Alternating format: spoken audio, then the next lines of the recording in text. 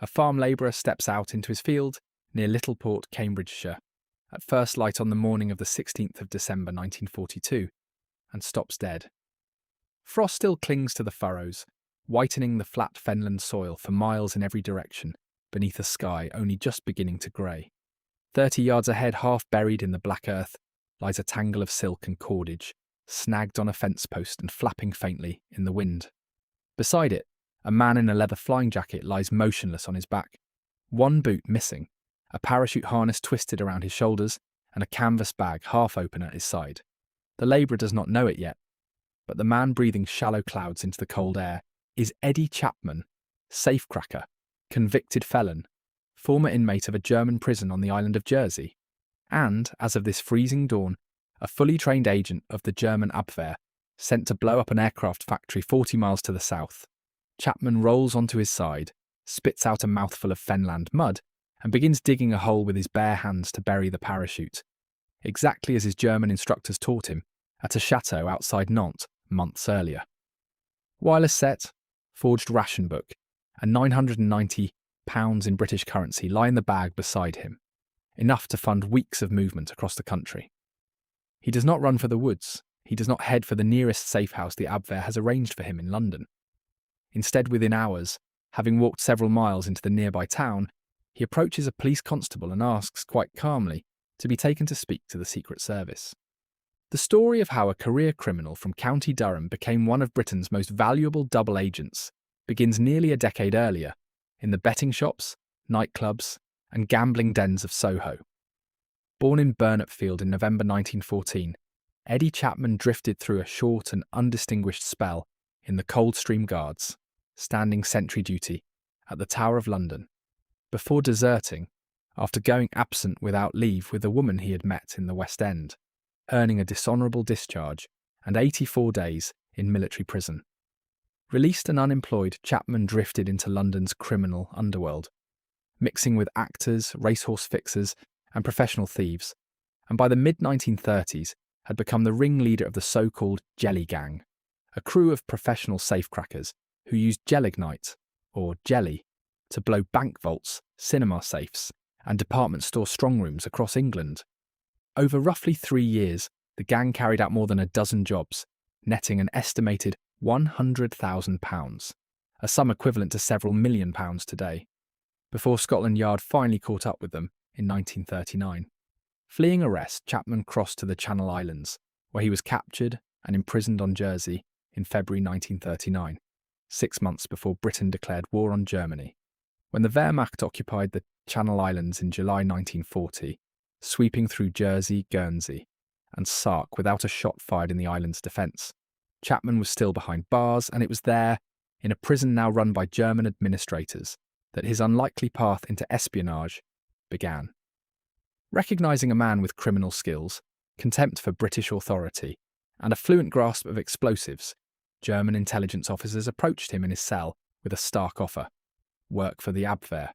or remain a prisoner indefinitely with no clear release date. Chapman accepted, was transferred first to Paris and then to occupied France's Atlantic coast, and spent close to 2 years training at a spy school outside Nantes, codenamed La Bretonnière, under the supervision of an Abwehr officer named Stefan von Groening. He learned wireless telegraphy, sabotage techniques with plastic explosive, parachute jumping, and the preparation of secret ink from everyday chemicals. And by December 1942, the Germans considered him ready for his first operational drop. His mission, delivered with a wireless set, forged identity papers, and that substantial sum in British currency, was to parachute into England under the codename Fritzchen, or Little Fritz, and destroy the de Havilland aircraft factory at Hatfield in Hertfordshire,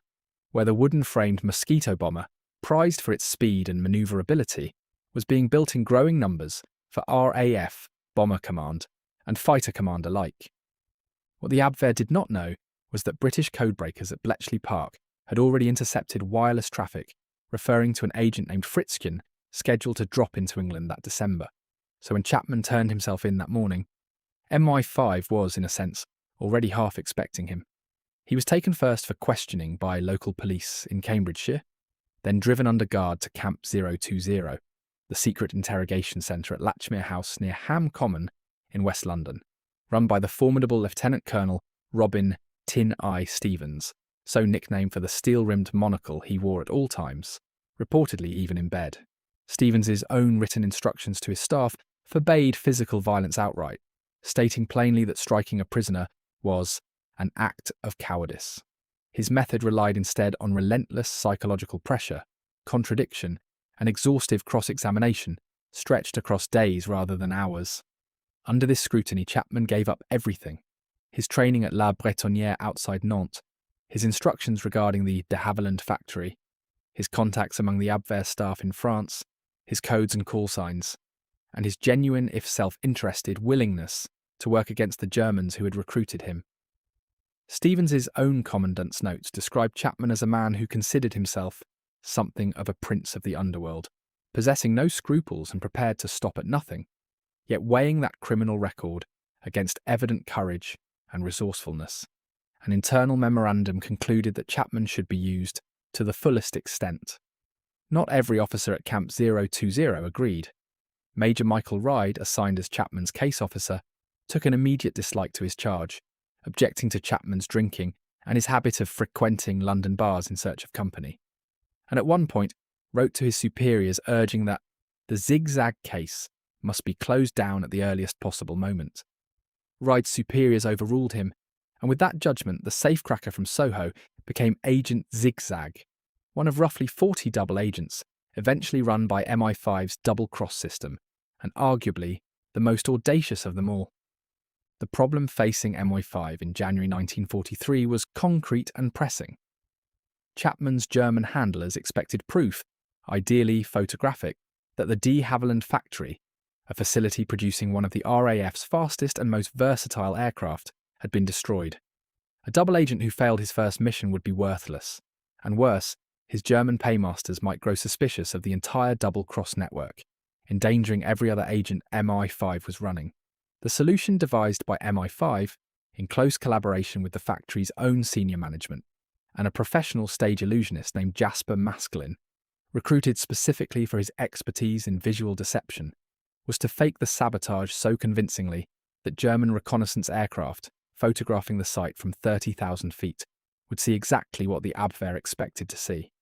Under cover of darkness on the night of 29th and 30th of January 1943, working through blackout conditions with hooded torches, technicians at Hatfield built false wreckage from timber and papier-mâché, constructed dummy transformers designed to look bomb-shattered, and draped tarpaulins and sheets of corrugated iron over otherwise undamaged buildings, painting them to resemble collapsed walls and roofs. Rubble, broken glass, and scorched debris were scattered across the power station yard to mimic the blast pattern of a genuine explosion, while camouflage netting was arranged to suggest hasty repair work already underway. Meanwhile, MI5 arranged for a brief, deliberately vague item to appear in the Daily Express, reporting an explosion at an unnamed factory on the outskirts of London,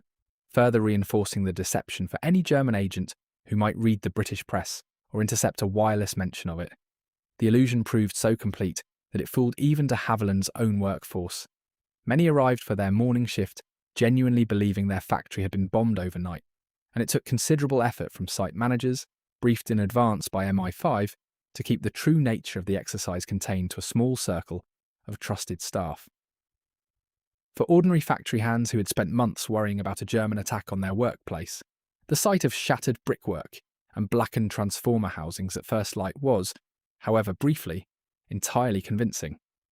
If this deep dive into wartime deception interests you, a quick subscribe helps more than you know. Within hours, Chapman radioed the Abwehr from a safe house, under close MI5 supervision, informing his controllers that the mission had succeeded and the factory's power plant was destroyed. German reconnaissance photographs taken over the following days appeared to confirm the damage, and Berlin was satisfied. The Abwehr's own internal assessment praised the operation as a triumph of sabotage, entirely unaware that mosquito production at Hatfield had never slowed by so much as a single aircraft on the assembly line. The next difficulty MI5 faced was practical rather than theatrical: extracting Chapman back to Germany without arousing suspicion, so that he could continue operating as a double agent from within the Abwehr itself rather than sitting idle in England. Chapman requested that a U-boat collect him directly from the English coast, a request his handlers in Berlin declined as impractical, given the risks of a coastal pickup so close to Royal Navy patrols, instructing him instead to make his own way to neutral Lisbon, a journey requiring a plausible cover story that would not arouse the suspicion of British port authorities. MI5 arranged for him to sign on as a crew member aboard a merchant vessel, the City of Lancaster, giving him legitimate documentary grounds to travel and, ultimately, to slip away once docked in Lisbon and make contact with his German case officer, von Gröning, exactly as the Abwehr had planned all along, entirely unaware that every step of the journey had been quietly facilitated by the people he believed he was deceiving.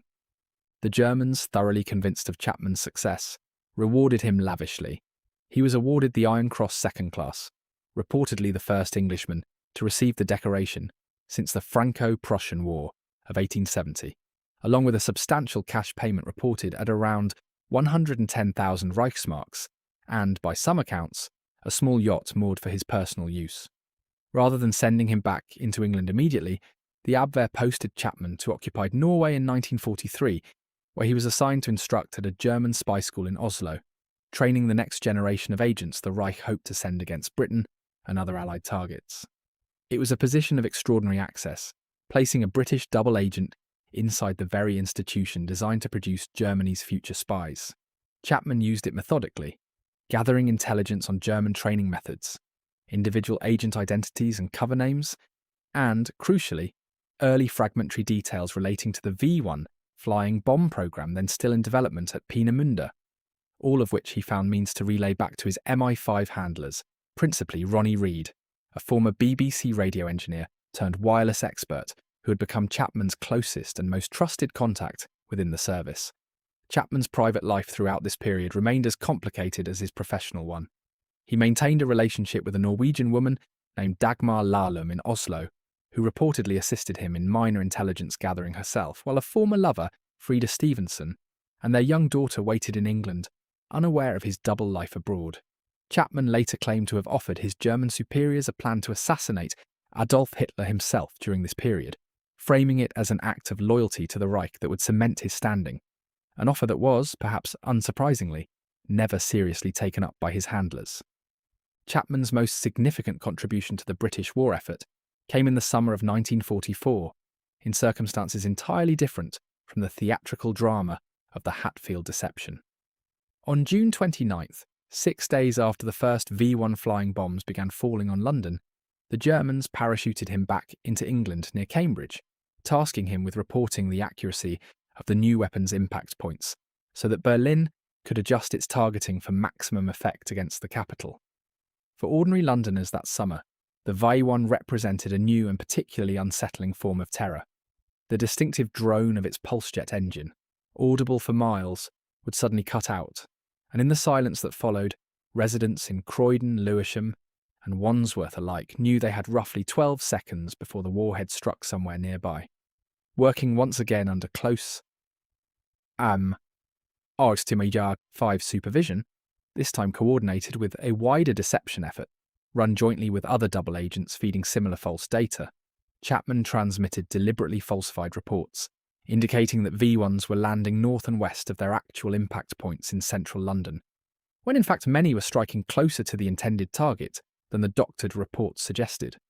German engineers at Peenemünde and elsewhere, trusting the data from their supposedly reliable agent in England, adjusted their aiming coordinates accordingly,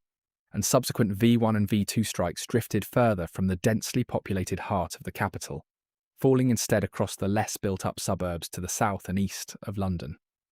The precise number of lives saved by this single, coordinated deception can never be calculated with certainty.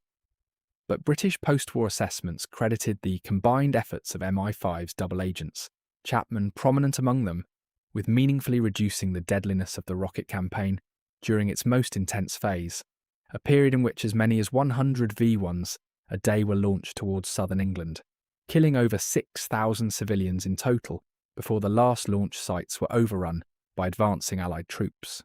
What became clear to MI5 by the war's final months was that Chapman represented something almost without precedent, a man who had been trusted, decorated, and paid handsomely by German intelligence, while simultaneously supplying his British handlers with a continuous stream of usable material, from factory sabotage cover stories to rocket targeting data.